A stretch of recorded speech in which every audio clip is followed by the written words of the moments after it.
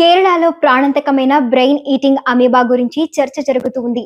శబరిమల అయ్యప్ప దర్శనానికి దక్షిణాది రాష్ట్రాల ప్రజలు పెద్ద ఎత్తున వెళుతూ ఉండటంతో ఆందోళనలు కూడా అంతకంతకు పెరిగిపోతూ ఉన్నాయి. నెగ్లీరియా ఫ్లోరియా వల్ల ప్రైమరీ అమోబిక్ మెనింజో ఎన్ఫలైటిస్ అనే ప్రాణాంతక వ్యాధి విస్తరిస్తోంది. ఇప్పటికీ పదుల సంఖ్యలో కేరళలో మరణాలు కూడా సంభవించాయి.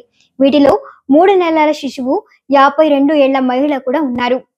నేను మీ Rupa Nagesh. Welcome to Telugu post fact check cyber security series. వార్తలు వెనుకున్న వాస్తవాలు, ఏది నిజం ఏది అబద్ధం అన్ని మీ ముందుంచే మా ప్రయత్నంలో మీరు భాగస్వాములు అవ్వాలంటే ఈ వీడియోను మీరు చివరి వరకు చూసి నలుగురికి షేర్ చేయండి. అలాగే మన ఛానల్ ని కూడా సబ్స్క్రైబ్ చేసుకోండి.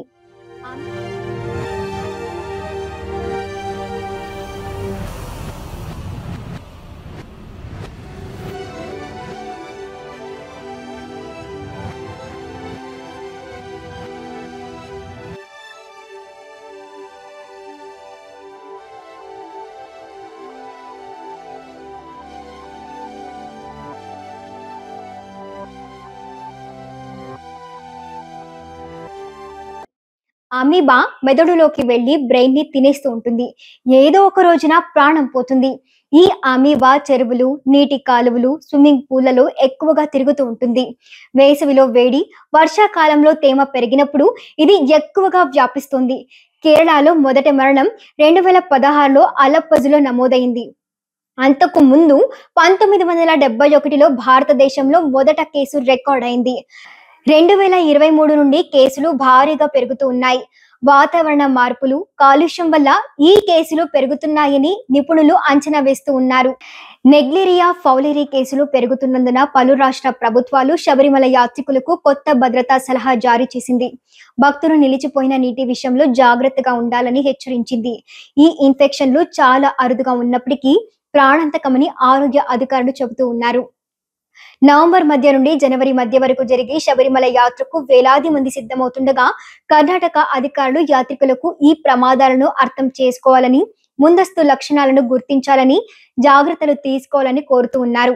కలుషిత నీరు లేదా నిల్వ ఉన్న నీటిలో స్విమ్మింగ్ చేయడం, స్నానం చేసినప్పుడు ఈ అమీబా శరీరంలో చేరుతుంది.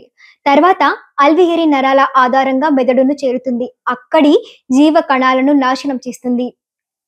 ఇటీవలి కేసుల్లో ఇంట్లో స్నానాలు చేసే వారికి కూడా ఈ అమీబా సోకుతుంది. నీరు కలుషితంగా ఉండడం వల్ల ఇలా జరుగుతూ ఉంది.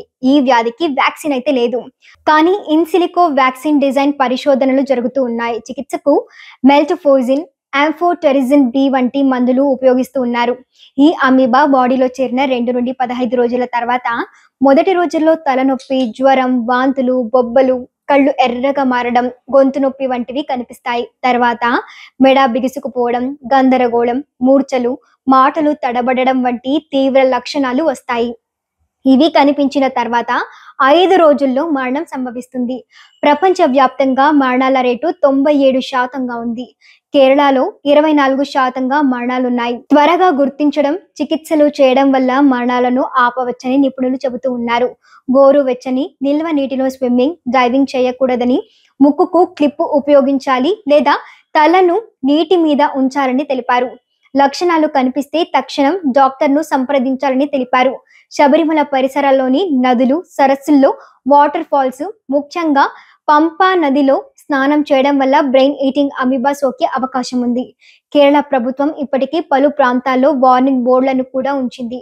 వాటర్ టెస్టింగ్ పెంచింది. అందుకే చాలా జాగ్రత్తగా ఉండాలని హెచ్చరిస్తూ ఉన్నారు.